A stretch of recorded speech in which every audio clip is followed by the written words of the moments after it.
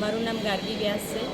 બધી વાત તો આપણે થઈ જ ચૂકી છે, પણ તે છતાં પણ હું શોર્ટમાં એટલું કહીશ કે માતૃભૂમિ પર પગ મૂકવાથી અમે જે આનંદિત થયા છીએ અને ભારત સરકારનો અને ગુજરાત સરકારનો બધી જ ઓથોરિટીનો એસેમ્બલીનો અમે દિલથી આભાર માનીએ છીએ કે અમે બહુ જ ઓછો સમય વેદના ભોગવી અને મનોબળ મક્કમ રાખીને જે સંઘર્ષ ઝેલ્યો અને બધી જ મહિલાઓએ અને પુરુષોએ જે સાથ સહકાર આપ્યો, મીડિયા સાથે કોન્ટેક્ટ કરવા માટે જે પોતે બધા પોતાના પ્રયત્નો કર્યા, એફર્ટ્સ લગાવી દીધા અને એના પ્રતાપે અમે બહુ જલ્દીથી એમાંથી બહાર આવીને અમદાવાદ પર પગ મૂકી દીધો.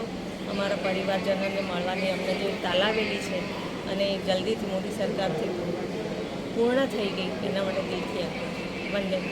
3 દિવસ અમે ખૂબ હેરાન થઈ ગયા અને અમને છેક એરપોર્ટમાં રૂમમાં પડી દીધા હતા. માંડ બહાર નીકળીને એરપોર્ટનો આખો સ્ટાફ ભાગી ગયો હતો. બરાબર.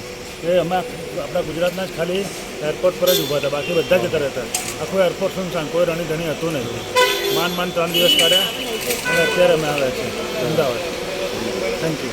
બસ ઘરે અહીંયા આનંદ આવે છે. આવ્યા પછી બહુ જ આનંદ આવે છે કે ઘરે આવી ગયા. 3 દિવસ. જી, શું આપનું નામ?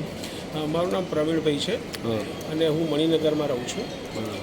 3 તારીખના દિવસે અમે 26 જણા પ્રવાસ માટે ગયા હતા અને અમારો પ્રવાસ 9 તારીખે પૂર્ણ થતાં 9 તારીખના દિવસે સવારે એરપોર્ટ જતાં અમે આ જે ઉત્પાત મચાવતા અથવા તો જે દંગાઈ લોકોની વચ્ચે અમે ફસાઈ ગયા હતા અને મહા મુશ્કેલથી અમે એરપોર્ટ સુધી પહોંચ્યા ને એના પછી લગભગ 48 કલાક સુધી હેરાન થયા પછી આજરોજ અમે અમદાવાદ પહોંચ્યા છે ને અમારા વચ્ચે અમને ખૂબ જ ખુશીની લાગણી છે કે ભારત દેશ દ્વારા અને ભારતના વડાપ્રધાન શ્રી નરેન્દ્ર મોદી દ્વારા અને તમામ તંત્ર દ્વારા અમને ખૂબ સારી મદદ કરવામાં આવી અને અમે હેમખેમ પોતાના ઘરે પાછા ફર્યા છીએ.